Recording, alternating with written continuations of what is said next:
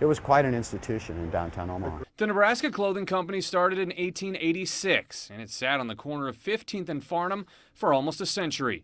People would come from far and wide to shop the 4 levels of the latest fashions. One of the people who started the company, John A. Swanson, is the great-grandfather on their mother's side of former Congressman Brad Ashford, Douglas County District Court Judge Mark Ashford, and bookstore owner Carl Ashford. They remember it as a community place where people would gather. At any given time in downtown Omaha in the 40s and 50s, there were as many as 80 to 90,000 people here on a Saturday in downtown.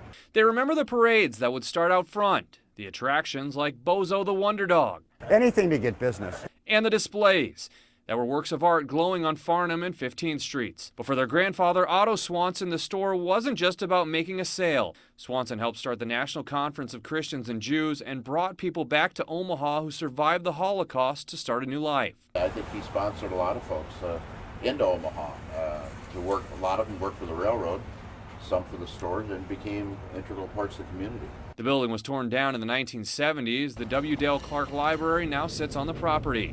The Ashfords say it was a true loss when the building was demolished because of the sense of community that existed. But that community feeling has never left them. Brad is a former U.S. Congressman and state senator. The public service that Mark and I have done and Carl's continuation in retail here, especially downtown when it was dead, that is a legacy. Carl now owns Jackson Street Books in the Old Market. I think it's maybe what brought me back here, sort of as an anchor. And there is some familial pride, I suppose. And Mark has been a Douglas County District Court judge for almost 30 years. Omaha is really pretty much unlike almost anywhere else, even in the Midwest.